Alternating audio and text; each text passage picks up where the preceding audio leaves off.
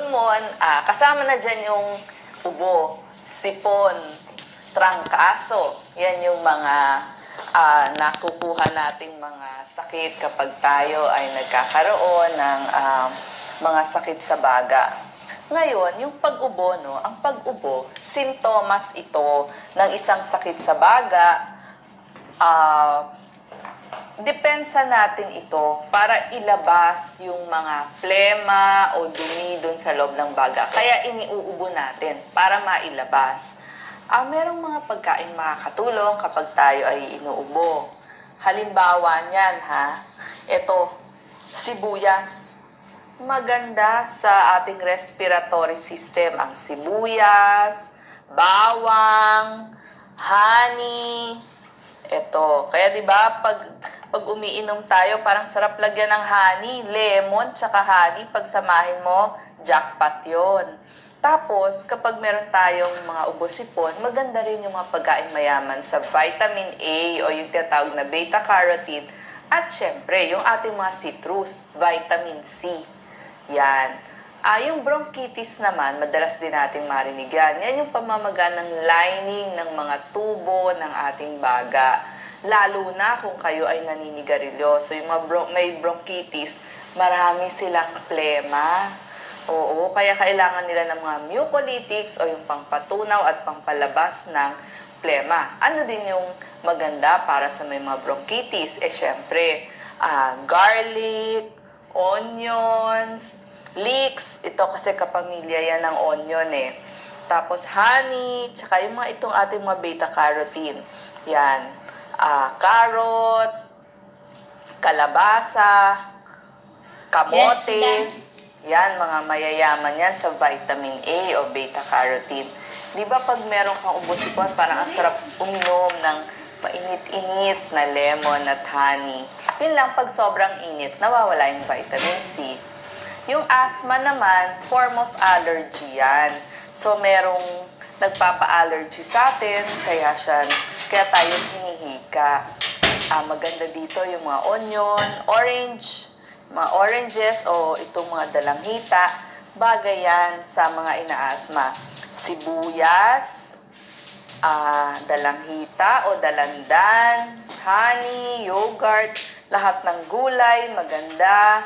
Yung mga may vitamin B at yung mga antioxidants. Ngayon, dun sa mga gustong huminto ng paninigarilyo, nandun na yung gusto nila na ihinto na talaga at ma-eliminate na ang nicotine sa kanilang katawan, syempre, damihan natin, maraming tubig ang kailangan natin.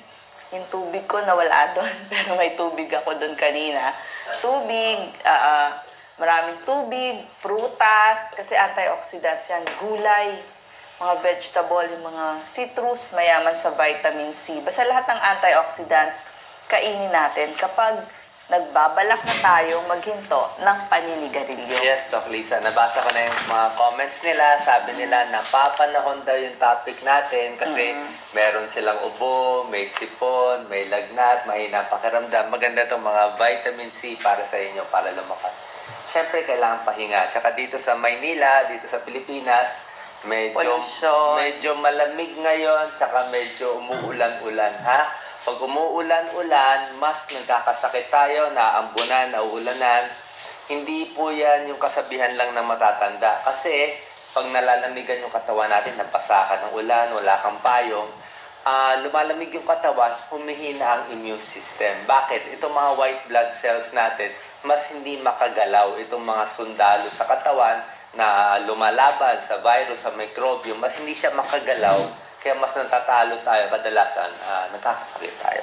Yes, so tapos na tayo sa ating mga diniscuss, yung mga pagkain para sa respiratory system. Yes, Doc Lisa. Yung mga juice, ano ba pwede nila? Calamansi juice? Calamansi juice, dalandan juice, napapanahon ngayon, mura. Lemon, alam mo, mura na ngayon ng lemon sa palengke. Hindi na siya mahal. Maraming mga video si Doc Lisa, mga calamansi water, lemon water, very healthy po para sa inyo. Huwag lang iinumin ng purong-puro, Maraming nagpapaka... may tubig, may honey konti. Hindi pwede purong lemon, purong calamansi, baka sumakit sikmura mo. Konti lang, mga isang konting drop lang or binababad Basang natin, tubig. pwede naman. Okay, punta na tayo sa next topic natin. Doc Lisa, ang pinakamahalaga, yung tuberculosis. Hiramin ko na to. Ang dami natin na prepare, ha? Tignan nyo, ha? Dami natin preparation. Yan ang preparation ni Doc Lisa. Mamaya, pakita niya paano pagluto ng chicken soup. Ano ba itong hinanda mo, Doc Lisa? Silipin ko na. Uy, ang laki ng manok, ha? Ayos, kakainin ba natin? Oo, hihigupin yan mamaya. Higupin ang sabaw. At ito mga na-prepare natin sa inyo. At dito yung mga boards natin. At ito po. Ito mamaya tuturo din natin. Itong mga para sa ubo. So ngayon, ang topic natin ay para sa tuberculosis. Very important. Okay. Baka Doc Lisa. Marami po, Tapos lang kung kamay malagit yun. Kain. Hihinto na daw siya ng paninigarilyo. Okay, good boy.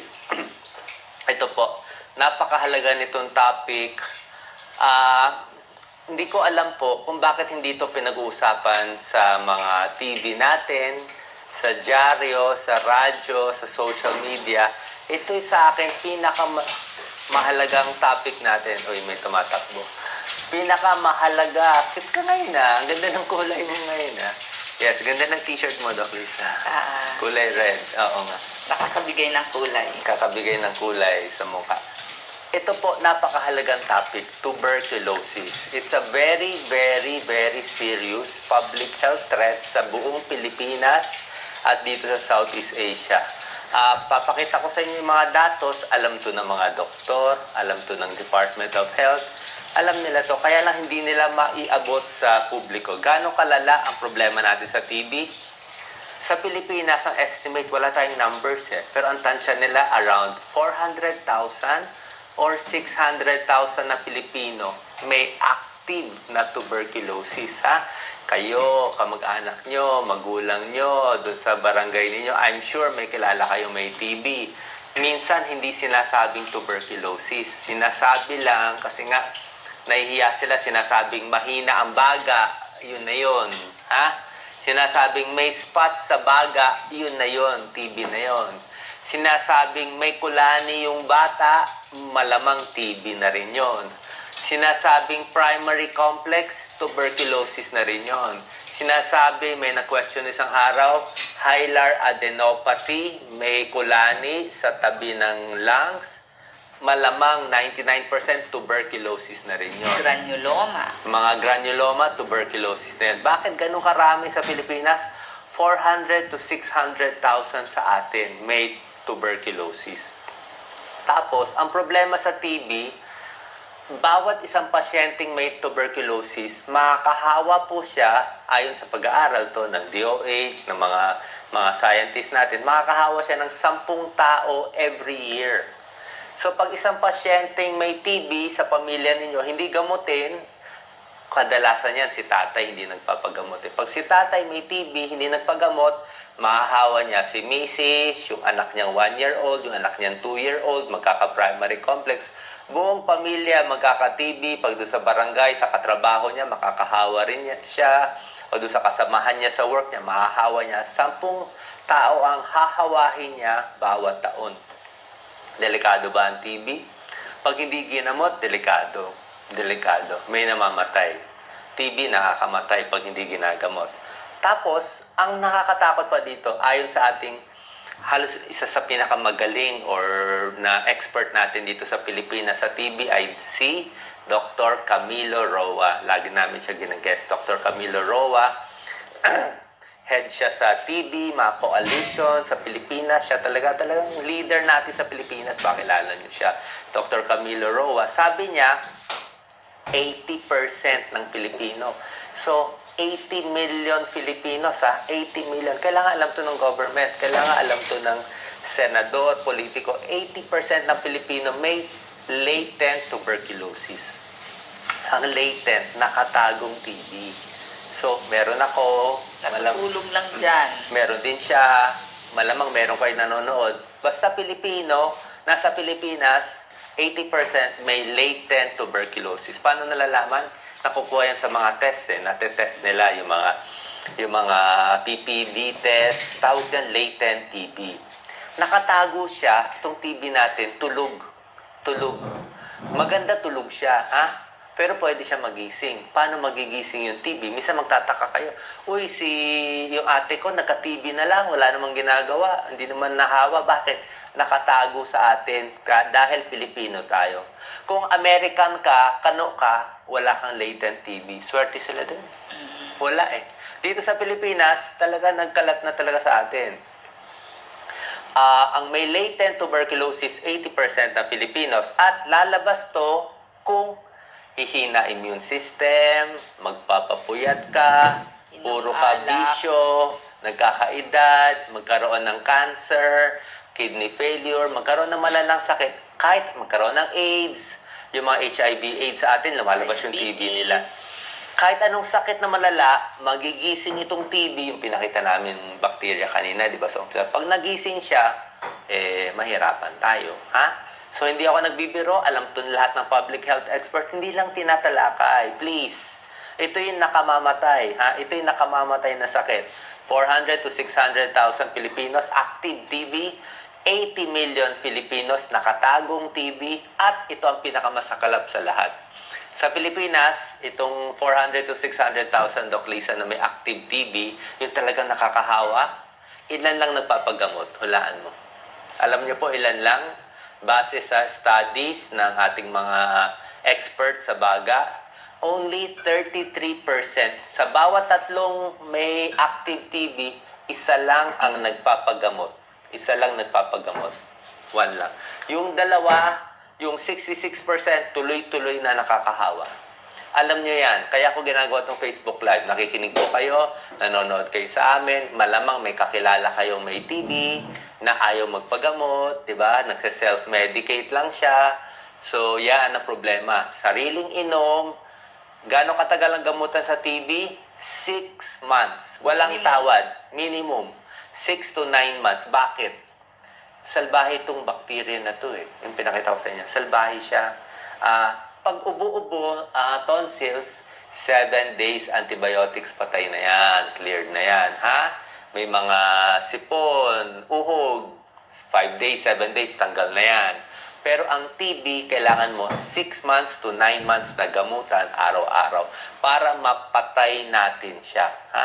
Kaya sa Pilipinas, isa lang sa 3 ang umiinom ng tamang gamot. Yung 66%, I think mga 300,000 people, tuloy-tuloy ang pagkalat ng TB. Kaya sa buong mundo, alam nyo, number ilan tayo? Sa buong mundo, merong how many countries? There are 100, ito, papakita ko around 190 countries sa buong mundo. Ganun karami. At sa Pilipinas, number 9 tayo to. 196 ang bansa sa buong mundo. Ang Pilipinas, anong number sa 196? Saan tayo? 100? Sa gitna? Sa dami ng TV? Hindi.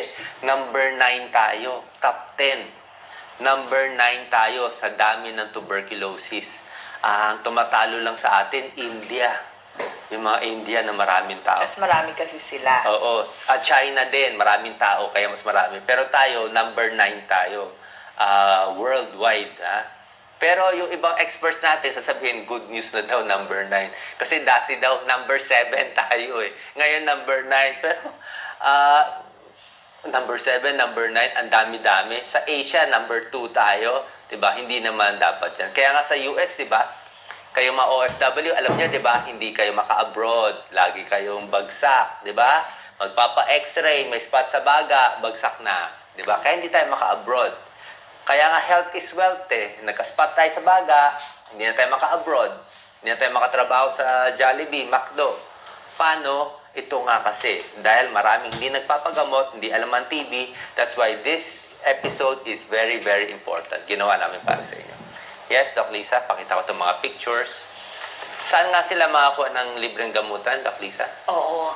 Merong mga health center. Ipagtanong lang sa inyong mga barangay captain o barangay mga tanod, saan yung pinakamalapit na health center na nagbibigay ng libreng gamutan sa TB. Ang tawag po dyan, DOTS, Directly Observed Therapy. So, pupunta kayo kada Oops, wala kang linggo, mic. pupunta kayo kada linggo o kaya ay kada 2 linggo at bibigyan kayo ng supply. So, hindi rason ang pagkawala ng pera sa Yes. hindi pag-inom. Kasi may ibinibigay na libre ang gobyerno. Hanapin lang natin. Yes, so pwede po kayong mag-comment. Alam ko, nanonood kayo. Alam ko, marami sa inyo nasabihan may spot sa baga. Meron kayong kakilala, hindi umiinom, nagtatago kasi nakakahiya. Hindi naman nakakahiya, wala naman kayong kasalanan. Kung nagkaroon ka ng pulmonya, nakakahiya ba? O nagkaroon ng TB, nakakahiya. Hindi naman nakakahiya, bakterya siya Tuturo ko sa inyo, ano sintomas, paano nahawa, anong gamutan, anong gagawin, para ma-cure natin to, maligtas natin yung bayan natin. Kasi health is wealth. Pag walang health, wala tayong wealth, walang pera. At sa mga pwede pa nating puntahan, ang Lung Center of the Philippines. Pag naman nasa probinsya tayo, punta tayo sa mga provincial hospitals. Yes, so ito ang napakahalagang topic na aayusin natin. Lagay ko lang muna yung mic ko, pakita ko yung mga pictures natin, ha? Ito na. Yes, Doc Lisa, tulungan mo ako.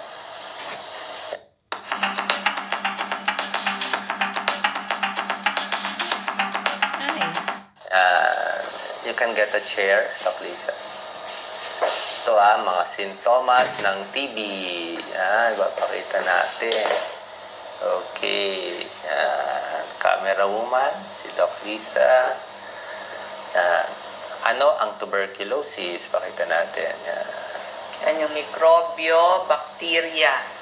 Ito siya, ito yung tsura niya. Yan. Parang yung pinakita ko kanina. Yan, pinakita ko yung basila, yung banda rito. Yan, yun siya. Laki. So, ito naman yung tsura niya. Okay. Paano kumakalat ang tuberculosis? Papakita ko. Yan, ang pagkalat. Sabi ko sa'yo, di ba? 600,000 Filipinos may active sa mga barangay. Paano makikita? Kadalasan payat Pero hindi lahat ng payat, Doc Lisa. May mataba. May malusog na may TB. Hindi porke... At hindi wala sa yaman at hirap, Parehong pwedeng magka-TB. Mas madalas lang sa mahihirap kasi nga kulang ang sustansyang kinakain. Kaya gano'n. Ito siya may TB. Kita mo, ubo, nagsalita, naubuhan ka na ba ng isang tao? Yan, Hindi niya sinabi may TB siya. Hindi siya nagpapagamot. Ayaw niya magpagamot. Tinatago niya. Yan, pag-ubo, nahawa na to. So, 10 ang mahawa ng bawat tao every year. So, iwas. Alam nyo na pag-iwas, di ba? Layo. Mga 4 feet o 10 feet away. Pakita natin ang sintomas ng tuberculosis. Ito ang sintomas. Unang-una, first symptoms natin ay ubo. Pwedeng may dugo, pwedeng walang dugo. Ito daw, may blood Pakita natin yan. Tapos second, pwede ka magkaroon ng chest pain. Siyempre sa dibdib, masakit din pag-ubo. Pwede manghina. Yung mga may tuberculosis, di ba, nanghihina. O lahat sila nagsasabi, mahina ang pakiramdam. Depende sa laki. Namamayat. Weight Kahit loss. pareho o mas lumakas kumain, namamayat. TB symptoms. Yung iba walang symptoms, X-ray lang. Nilalagnat sa hapon. Sa hapon may sinat, Bakit lagi parang 39 degrees? Huwag nyo itago, mabilis lang gamutin yan. Pag hindi nyo kasi ginamot, sa mga nakikinig sa atin, alam ko nanonood kayo ng FB Live namin, kung meron kayong nasabihan na kayo, may spot sa baga o meron kayong ganitong sintomas, ito, pinagpapawisan sa gabi. Night sweats. Pag gabi, pawis. Alam bakit nagpapawis? Nilalagnat. Nawala yung lagnat, namamawis. Sino ang tinatamaan? Sa Pilipinas, lahat tayo affected. Paano nga? Sinabi ko nga, 80%. Pero yung mga madalas lumalala, ito, mga bata, ang tawag dyan, primary complex, may spot sa baga, mahina ang baga, may vitamin sa baga, hindi po vitamin sa baga, gamot yun sa tuberculosis. Pag sinabing vitamin sa baga, gamot yun sa TB. Iniba lang yung pangalan. Yung mga may HIV, lumalabas yung mga sakit. Smokers, yan. At yung mga may edad, kasi humihina na immune system, doon lumalabas yung sa tuberculosis. So, yan ang babantayan natin. Sa buong mundo, ito ang buong mundo. TB, Sa buong mundo, ang pinakamaraming TB yung dark blue. Dark blue. Ito mo sa US wala, oh. Wala US. Tingnan mo dito, US wala. Tingnan mo ang Pilipinas. Wow. Yan tayo, dark blue. Yan, winner tayo, dark blue. Kaya talagang aayusin natin itong topic. India rin, dark blue. Kasama tayo sa dark blue. So yun ang binabantayan natin, ha? Yan ang mga symptoms. Yes, Doc Lisa. Pakita ko pa to isang picture ng gamutan na, ha? Gamutan ng TB. Okay. Shortcut ko na sa inyo para alam nyo na ang tamang gamutan. Ito. Sa mga bata, may tulong yung BCG vaccination, yung pagbabakuna. Ito, BCG. Na-BCG na ba kayo? Actually, bakuna siya sa tuberculosis, itong BCG. Pero ang BCG po, hindi siya 100% effective. Ang trabaho lang nitong BCG vaccine, pinoprotect ka lang niya na hindi magkaroon ng komplikasyon ng TB. Magkaka-TB pa rin, pero hindi ganun kalala. Kaya lahat ng bata kailangan BCG. Para magamot, magpa-check up early sa doktor, papa-x-ray tayo, ha? Meron tayong mga x-ray papakita, may spot sa baga, kadalas sa apex, apical area. Narinig nyo ba, pina-x-ray kayo, apical lordotic. Pag sinabing apical lordotic, naghahanap ng TB. Tapos, ang napakahalaga, pag meron kayong kamag-anak sa bahay may TB, papa-x-ray nyo na. Kasi, kailangan i-x-ray lahat. Tatay, nanay, anak, kuya, kapatid, papa-x-ray lahat. Kasi mamahahawa niya eh. Kaya kung may isang matigas na ulo, itong si tatay, kita mo happy-happy siya, mataba siya, pero nahawa na niya. Diba? Huwag pong matigas ang ulo. Ang dami ko ng pasyenteng ganyan. Sasabihin sa akin minsan, Doc Lisa, nung patient, baliwala yung TB sa akin. Kita mo, taba-taba ako, Doc. O, tingnan mo, taba-taba ako, laban ng mikrobyo yung sa akin. Kalokohan eh. Kalokohan yung sinasabi. I mean, may TB siya, nakita mo na sa x-ray, binibigyan ko na ng gamot, ayaw pa rin. Sabi ko, maawa ka sa anak mo. Yung anak mo may hika na, inuubo na, magkakaroon na ng TB. Ang gagawin lang ni tatay na mataba kasi siya eh. Sabi niya, ayaw niya uminom eh. Kasi macho daw siya eh. Hindi daw siya takot dito sa TB. Kahit kitang-kita na sa x-ray, kahit kitang-kita na sa plema. Yan ang problema. Matigas ang ulo. Sa Singapore, alam mo anong ginagawa, Doc Lisa, sa may tuberculosis na ayaw magpagamot? Anong ginagawa nila? Kulong. Kulong. Kulong in jail.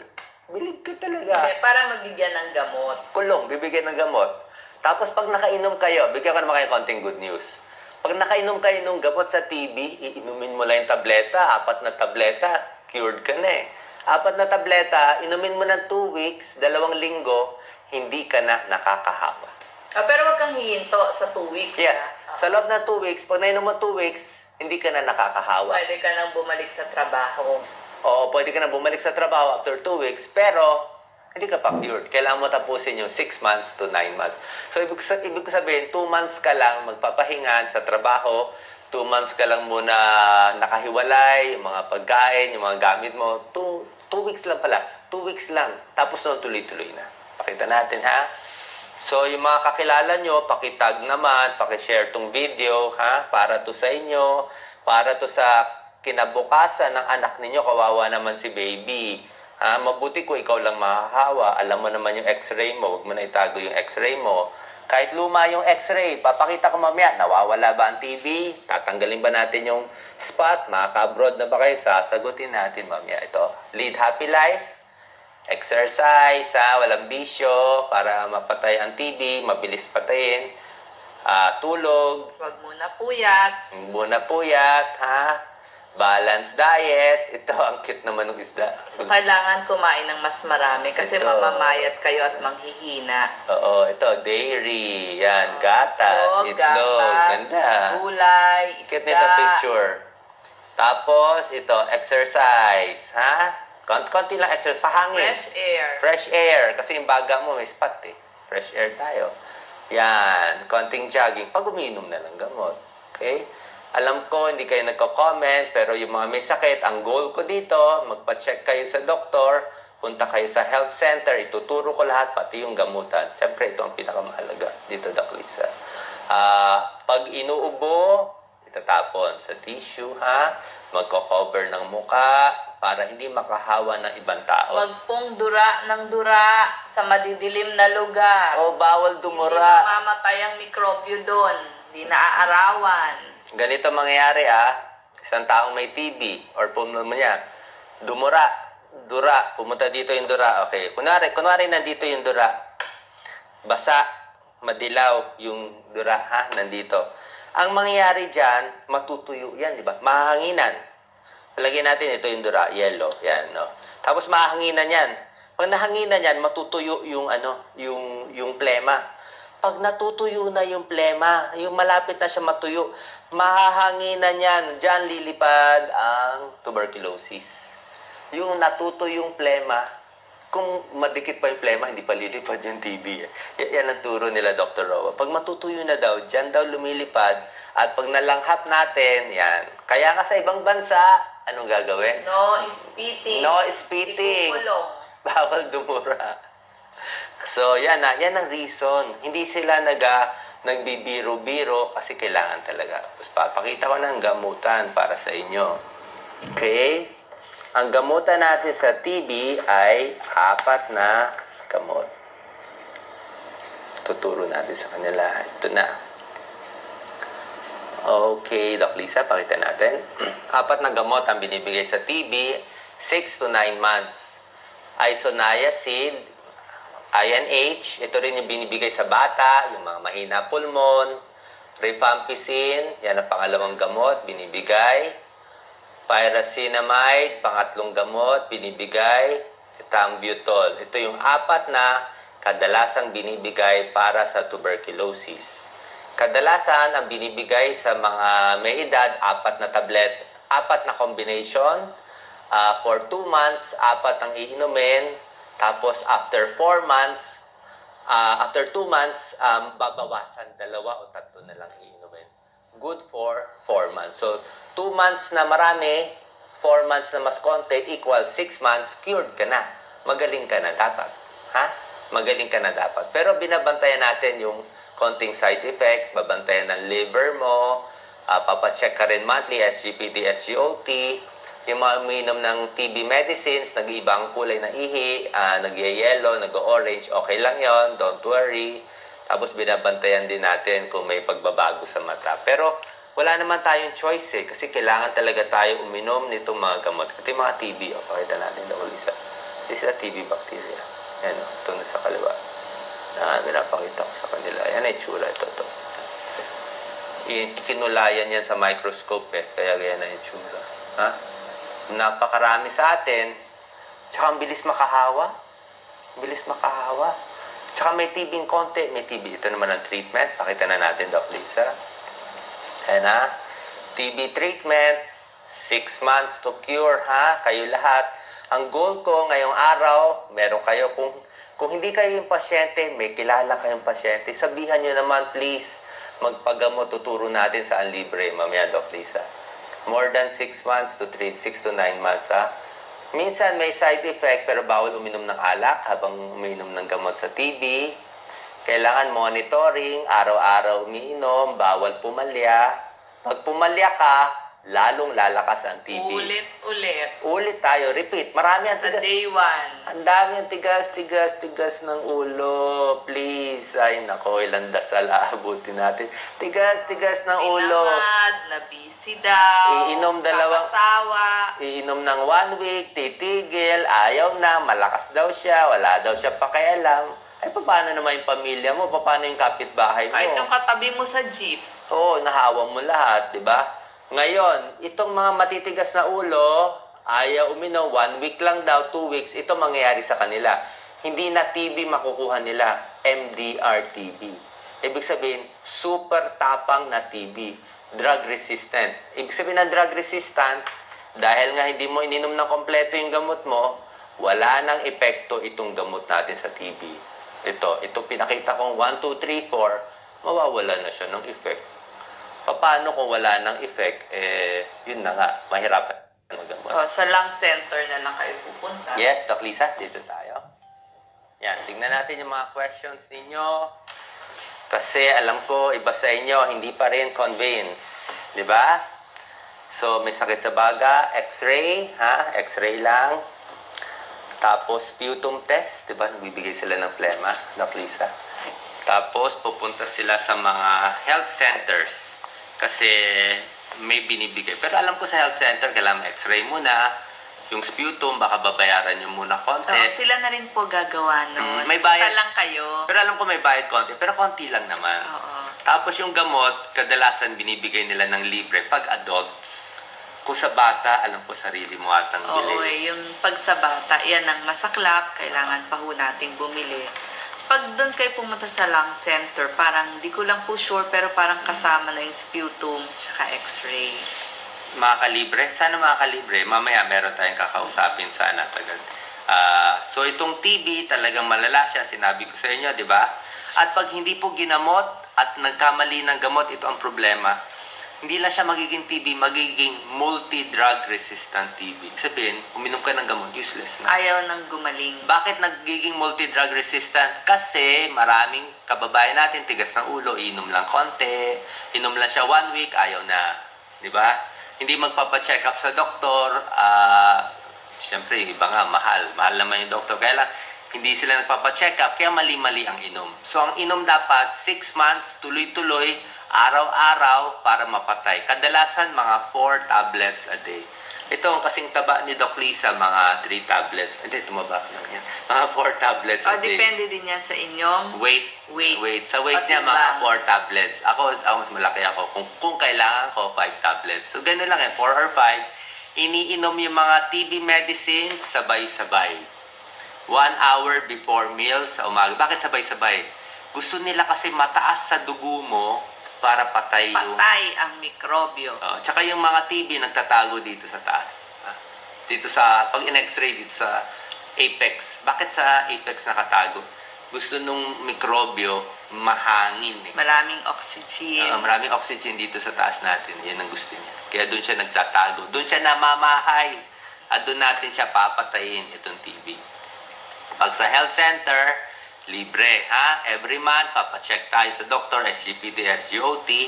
Ang ginagawa sa barangay ay DOTS. What's DOTS, Doc Lisa?